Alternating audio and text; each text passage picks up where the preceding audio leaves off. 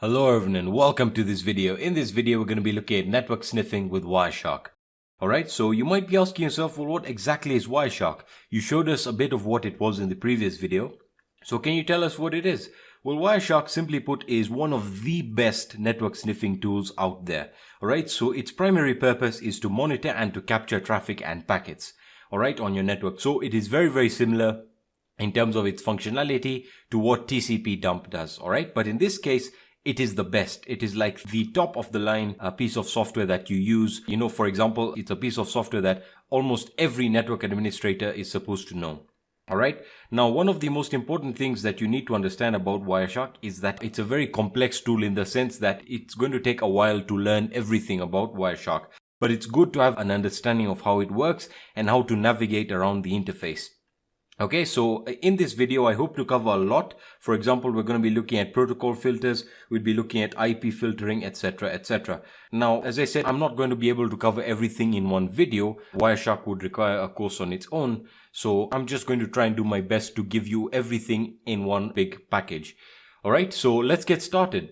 So what you want to do is, and by the way, I forgot to tell you, Wireshark is completely free and it comes pre-installed and pre-configured with Kali Linux. Alright, so you don't need to do any downloading or installing. So you can launch it directly from your applications menu right here, and you can just search for it and just type in Wireshark and just click on it and it's going to open up. Now, if it gives you this little error, that's because you're running it from root. Don't worry if you're running it from root. This is just a small little warning that is giving you. So I'm just going to hit OK. And we can enlarge it. Alright, fantastic. Welcome to Wireshark. Now, as I said, it is a very advanced tool and there's a lot to look at. It can be really overwhelming, but don't worry about anything here, okay? It's a really simple tool when it comes down to doing what it's supposed to do, which is capturing traffic. Okay, so the first thing it's going to ask you is, it's going to ask you to select the interface in which you want to start capturing your traffic. So what it's saying here is, what interface do you want to use to start capturing traffic? So do you want to use your Ethernet, which in this case we are going to use our Ethernet because we don't have any other adapter, or if you had your Wi-Fi adapter, you can also use that. So you can just click on Ethernet right here and it's going to give you this little chart here showing you that there is activity on the network. So I'm just going to click on that and now it's going to start reading all the traffic on the network, all right, from all the devices. So as you can see, there's a lot of traffic being captured and the information is displayed as follows. You have your time, your source, destination, the protocol, the length, and the information about the traffic that is being sent to and from. All right. As you can see, you have information here. Now the interface is sorted into these three sections. Here you have your scan results or the packets being captured.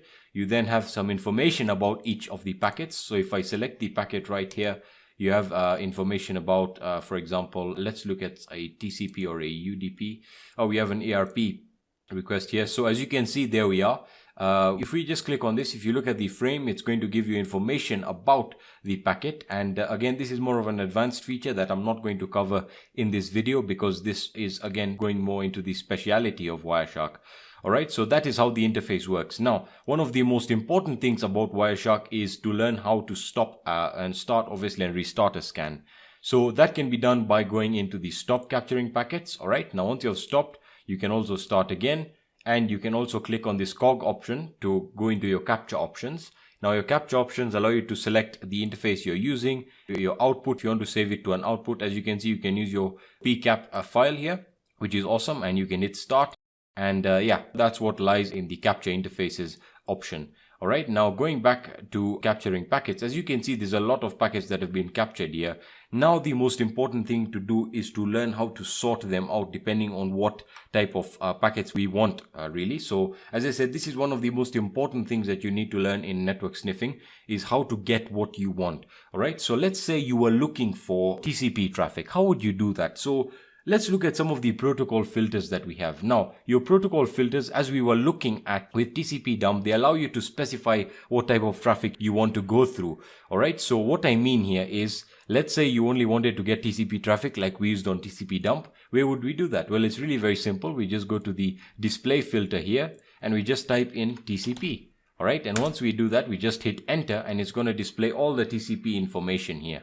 All right, you're not going to find any other piece of any other protocol really. So as you can see, you can scroll all the way down and you have your source IP addresses, the destination, etc., etc. All right, so that is really, really simple. You then have other protocols like the HTTP. All right, your HTTP protocol are, is self-explanatory. As you can see, we did not capture any HTTP protocols packets, so there we are. At least we know that. The other protocol filter that you can use is UDP.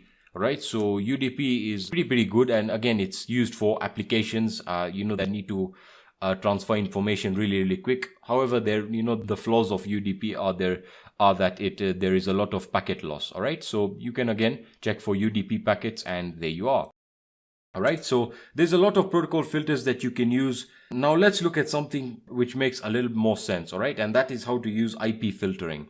All right, now IP filtering is simply, as it states, is sorting out the packets that you have captured in terms of the IP address. So let's say you only wanted information or packets that were captured from the IP address 192.168.1.104, which is my Windows operating system. So to do that, you go into your filters section here, and you just type in IP.address. All right, and you can see I've already been doing that. So IP address, and you use a space, and you use your double equals, and then you specify the IP address.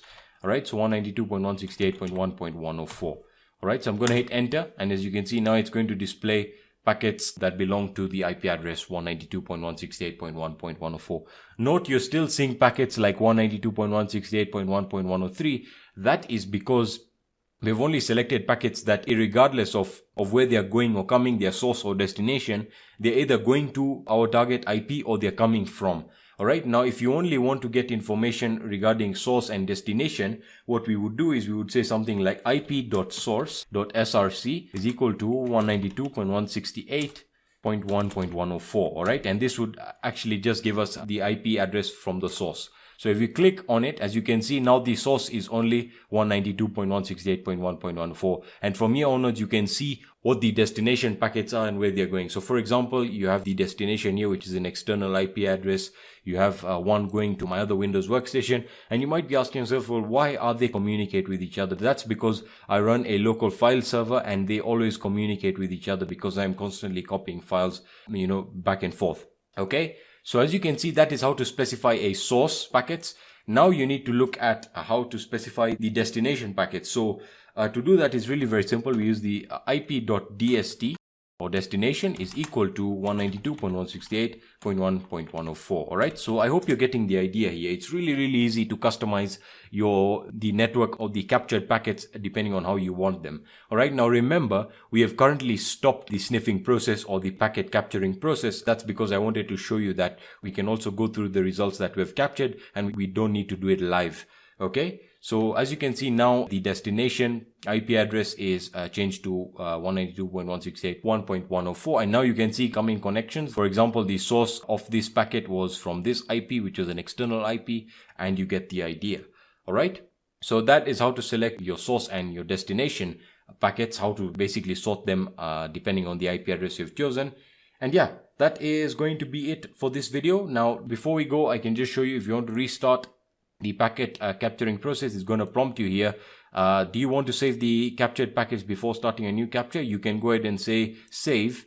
All right, and it's going to save, and it's going to prompt you where you want to save your packets, your captured packets. So I'm going to go into my root and my desktop, and I can just call it results, and I can save it as a pcap file. So as you can see, you have different options here. I would recommend sticking with the default, which is the Wireshark TCP dump pcap. I'm going to hit save, and voila, it's saved the results.pcap. And now it's going to start capturing new packets. Now, as you can see, it's currently using the filter that we selected, and it's only going to capture information like that. Fantastic. So it can actually sort out the packets that you want in real time, which is awesome. All right, so that is going to be it for this video. I hope I covered enough to get you started with how to use Wireshark and how to utilize it for network sniffing. In the next video, we'll get started with ARP spoofing, which is going to be really interesting, and we can perform a lot of cool stuff from there. All right, so I'll be seeing you in the next video.